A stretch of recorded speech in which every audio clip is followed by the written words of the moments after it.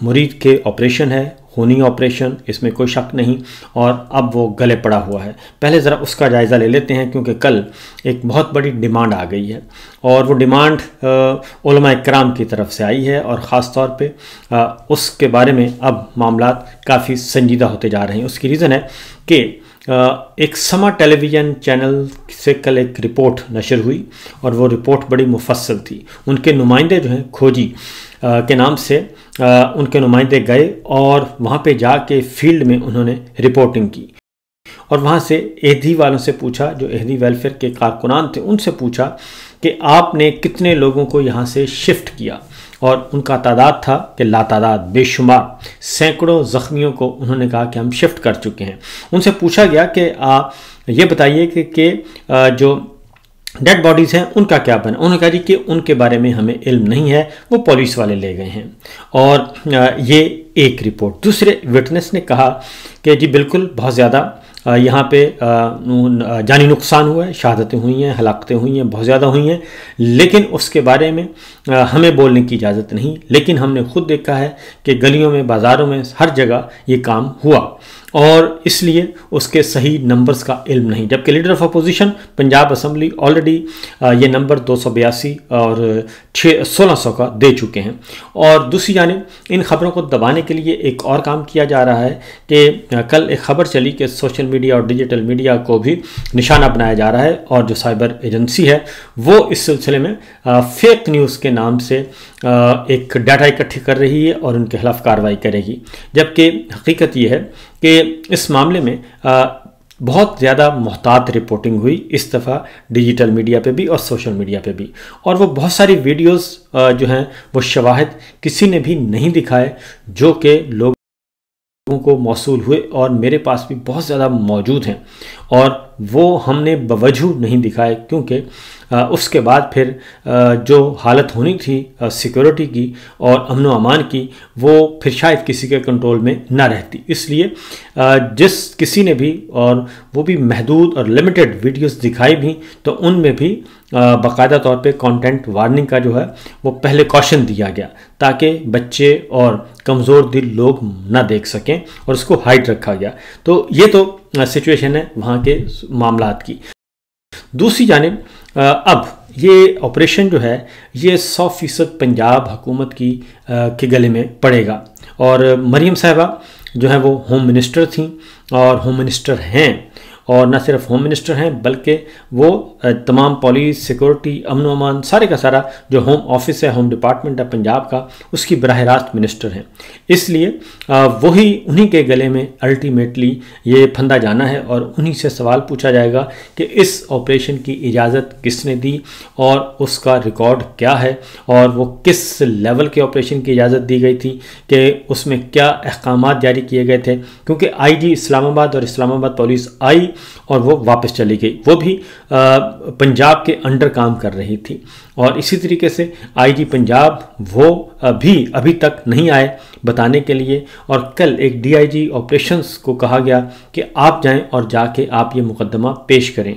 तो इससे आप खुद अंदाज़ा कर सकते हैं कि दरून खाना कितना ज़्यादा खौफ व हरास फैलाया जा रहा है, और खौफ व हरास पाया जाता है कि कोई भी सामने आके इस पे बात करने के लिए तैयार नहीं। अभी तक मोहसिन नकवी साहब का कोई स्टेटमेंट नहीं आया, तलाल चौधरी साहब का कोई स्टेटमेंट नहीं आया, मरियम साहिबा का कोई स्टेटमेंट नहीं आया, उज़्मा बुखारी साहिबा का कोई स्टेटमेंट नहीं आया, मरियम औरंगज़ेब साहिबा का कोई स्टेटमेंट नहीं आया, और किसी सूबाई वज़ीर का अभी तक कोई स्टेटमेंट नहीं आया।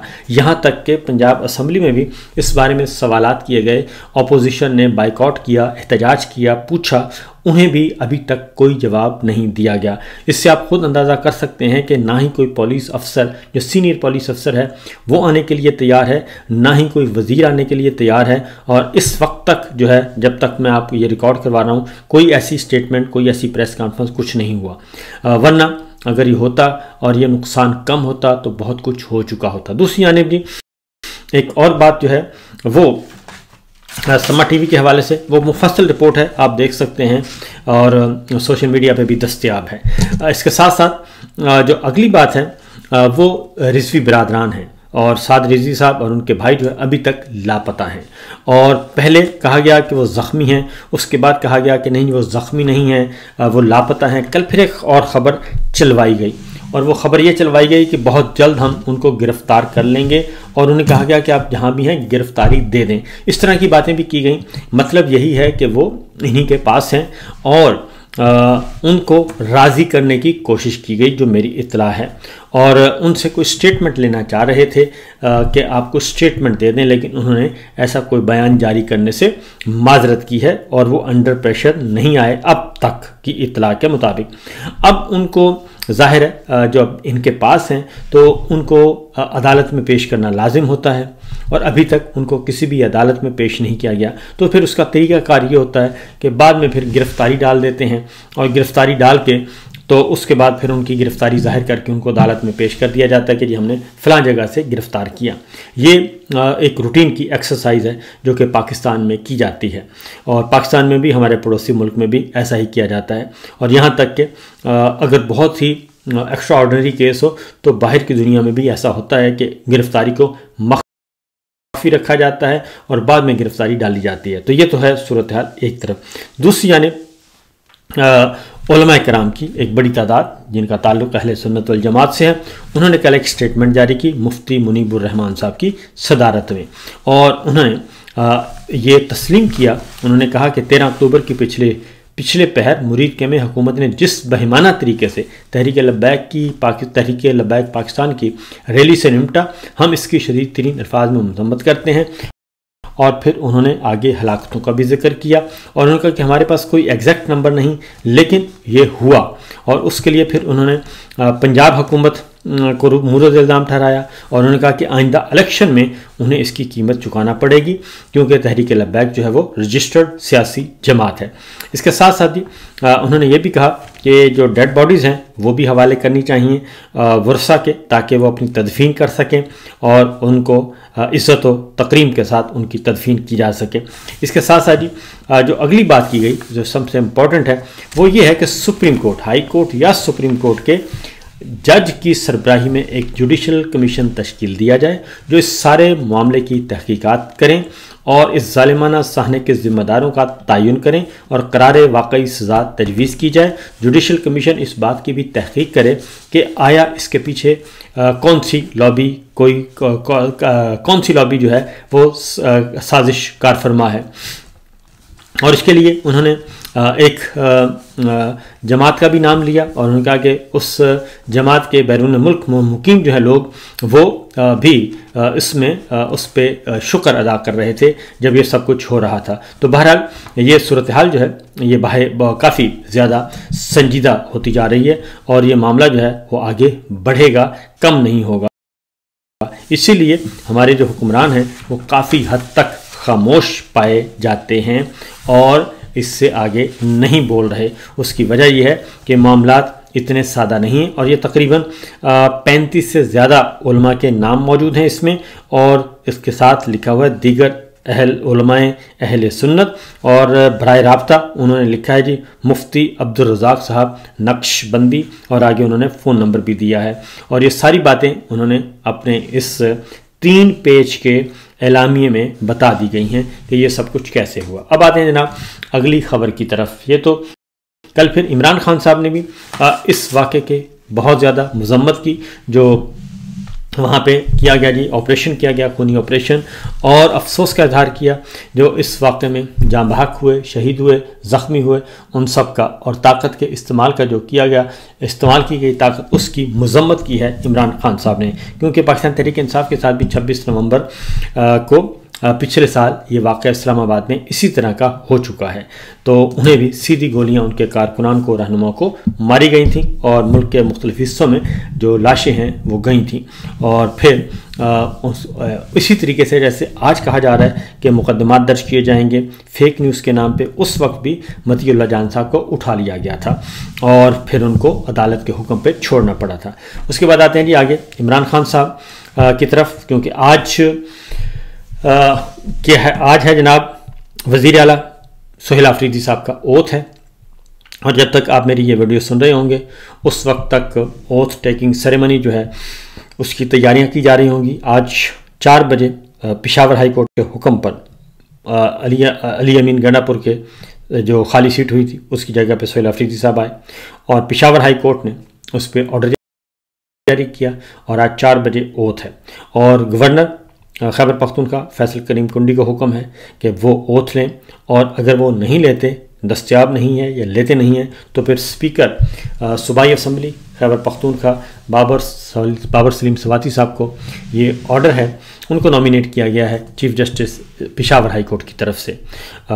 मुतल्लिका जो आर्टिकल इख्तियार देता है उस इख्तियार के तहत chief justice Peshawar high court ने नॉमिनेट किया है बाबर सलीम सवाती साहब को। तो ये बात तयशुदा है कि आज 4 बजे तक, 4 साढ़े 4 बजे के दरमियान जो है आज सोहेल अफरीदी वज़ीर आला के तौर पे हल्फ उठा लेंगे।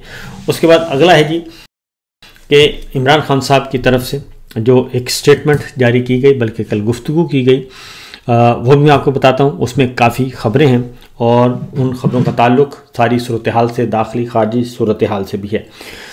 इमरान खान साहब ने कहा है जी कि खैबर पख्तूनख्वा हुकूमत में तब्दीली का अमल एहसन तरीके से मुकम्मल होने पर तमाम अरकान असम्बली को मुबारकबाद पेश करता हूँ, और खैबर पख्तूनख्वा के अरकान ने जिस तरह से नज़रिए पर डट कर और बग़ैर किसी अगर मगर के मेरे नामज़द करदा वज़ीर आला को वोट दिए, वो काबिल सताइश हैं। मैं अली अमीन गंडापुर को भी खराज तहसीन पेश करता हूँ, और जिन्होंने बग़ैर किसी तरद्दुद के 1 नहीं 3 बार इस्तीफ़ा दिया, और ये हमवार ट्रांजेक्शन जो है इस बात का सबूत है कि खैबर पख्तूनख्वा में तहरीक इंसाफ के नज़रिए का बोलबाला है। सोहेल अफरीदी को खुसूसी पैगाम देना चाहता हूँ, इमरान खान साहब ने कहा, और उन्होंने कहा कि सोहेल अफरीदी को ये पैगाम है कि वो मेरा ओपनिंग बैट्समैन है, लिहाजा इसे खुलकर खेलना चाहिए, अंडर प्रेशर बैटिंग नहीं करनी चाहिए, अंडर प्रेशर बॉलिंग नहीं करनी चाहिए। और उन्होंने कहा कि पीटीआई जो है मुल्क की सबसे बड़ी जमात है, इससे मुंसलिक लोगों को सिर्फ इसलिए गद्दार कह देना कि वो किसी पॉलिसी से मुत्तफिक नहीं इंतहाई ख़तरनाक अमल है, और इस बुनियाद पर गद्दारी के सर्टिफिकेट बांटने और रियासत मुखालिफ का लेबल लगाने वालों की दुकान बंद होनी चाहिए। बतौर सियासतदान ऐसी किसी भी पॉलिसी पर तनकीद करना मेरा हक़ है जो अवाम के मफाद, मुल्क की सालमियत और जमहूरियत के ख़िलाफ़ हो। ऐसी हर पॉलिसी की मुखालफत की है और करता रहूँगा जो मुल्क की मफाद के ख़िलाफ़ हो। खैबर पख्तूनख्वा में अवाम ने हमें मैंडेट दिया है, और हम DGISPR को नहीं हम DGISPR को नहीं बल्कि खैबर पख्तूनख्वा के अवाम को जवाब दे हैं। ये इमरान खान साहब ने वाज़ेह तौर पर जवाब दिया है। उन्होंने कहा कि इसलिए हम पाकिस्तान और सूबे के अवाम के मफाद के खिलाफ कभी नहीं जाएंगे। मेरी फ़ौज से कोई दुश्मनी नहीं है, फ़ौज भी मेरी है, मुल्क भी मेरा है और अवाम भी मेरी है। मेरे अपने ख़ानदान के कई लोग फ़ौज से ताल्लुक़ रखते हैं। 1965 की जंग में हमारे ज़मान पार के 8 में से 7 घरों में से मेरे ख़ानदान के लोग फ़ौज में थे और मुल्क का दिफा कर रहे थे। मुझे अफसोस होता है जब दहशतगर्दी की जंग में फ़ौज के सिपाहियों का खून बहता है, मगर इसके बावजूद बदअमनी कायम रहती है और दोनों तरफ हमारे लोग मारे जाते हैं। तारीख से साबित है, इमरान खान साहब ने कहा कि सिर्फ मिलिट्री ऑपरेशन जो हैं वो दहशतगर्दी का हल नहीं है। हमारा असूली मौक़िफ़ है कि खैबर पख्तूनख्वा में मिलिट्री ऑपरेशंस काबिल कबूल नहीं है, क्योंकि इसमें कोलेटरल डैमेज के नाम पे मासूम लोग शहीद होते हैं और अपने इलाकों से दरबदर हो जाते हैं। कई दिहाइयों से बड़े बड़े ऑपरेशन करके दहशतगर्दी ख़त्म करने की कोशिश में है, मगर ये नासूर ख़त्म नहीं हो रहा और हर साल बहुत सारा कीमती खून बह रहा है। कभी फ़ौज और पुलिस फोर्सेस जो हैं पुलिस फोर्सेस के अहलकारों की शहादतें होती हैं, तो कभी मासूम शहरी दहशतगर्दी के वाक़यात में जान की बाजी हार देते हैं। इसलिए उन्होंने कहा कि मैंने हमेशा कहा कि दहशतगर्दी के मुकम्मल ख़ात्मे के लिए बंद कमरों के फ़ैसले के बजाय एक मौसर सियासी बसीरत पर मबनी जामे हिकमत अमली की ज़रूरत है, और सियासी नुमाइंदों और खैबर पख्तूनख्वा की हुकूमत की मौजूदगी में मुशावरत के बगैर बनाई गई कोई भी पॉलिसी काबिल कबूल नहीं होगी। ये उन्होंने ख़बरदार कर दिया और दहशत गर्दी के ख़िलाफ़ पॉलिसी बनाते हुए तमाम अहम स्टेक होल्डर्स से बात की जाए, चाहे वो मुकामी कबायली हों या खैबर पख्तूनख्वा हुकूमत, वफाकी हुकूमत या अफ़गान हुकूमत। अफ़गानिस्तान के साथ बातचीत के बगैर दहशतगर्दी का मसला हल नहीं होगा।